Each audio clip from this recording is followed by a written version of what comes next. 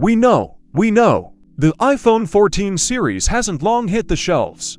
But now that we've seen this year's wares, there are still plenty of things we'd like to see from the iPhone 15 once September 2023 rolls around. Number 1. We know it will be expensive. Or at least, we do if we believe the tweets of a prolific Apple leaker known as Leaksaplepro. iPhone 15 Ultra will cost substantially more to manufacture than iPhone 14 Pro Max.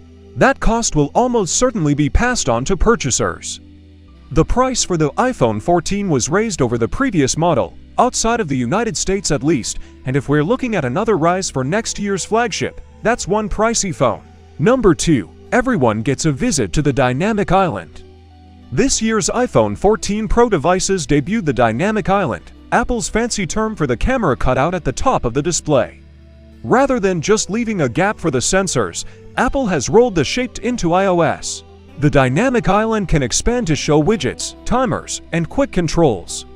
It's like a mini multitasking bar for the iPhone. Since Apple has clearly done a lot of work on Dynamic Island, we don't expect it to go anywhere anytime soon. And we don't want it to, either. Rather, we hope that all models in the iPhone 15 lineup get to visit the Dynamic Island. It's time to get rid of the notch for good, including on lower-end devices. We'd also expect some refinements to the Dynamic Island, and potentially some extra functionality too. Number 3. The return of Touch ID.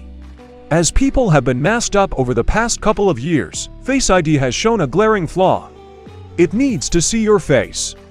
Apple has implemented some workarounds, such as using the Apple Watch to unlock your iPhone. While these solutions have worked, Face ID being able to recognize you with a mask on does pose some security questions. If only there was another solution Apple already has up its sleeve. What better time to bring Touch ID back to the iPhone, either under display or in the power button, like the latest iPad mini. It's faster, more reliable, and beloved by everyone. Plus, if Apple includes both Face ID and Touch ID on the iPhone 15, it'll be the most secure smartphone available on the market. Number 4. 8K video recording. For the past few iPhone releases, the rumor mill has churned out that 8K video recording is coming to the iPhone. We're yet to see it in the iPhone, but it's a massive yes please from us. With the new 48-megapixel snapper included on the iPhone 14 Pro devices, we've never been closer to the camera tech we need for 8K video. The iPhone is already the best smartphone for video recording, and 8K capabilities will just catapult the iPhone 15 to a whole new level. We're beginning to see 8K displays become more commonplace, so it's time you could record content to watch in all those crispy pixels. Number 5. iPhone on subscription. According to reports, Apple is working on a subscription model for its hardware products, specifically the iPhone. With this subscription, you'd be renting an iPhone rather than buying it outright or paying it off over a contract.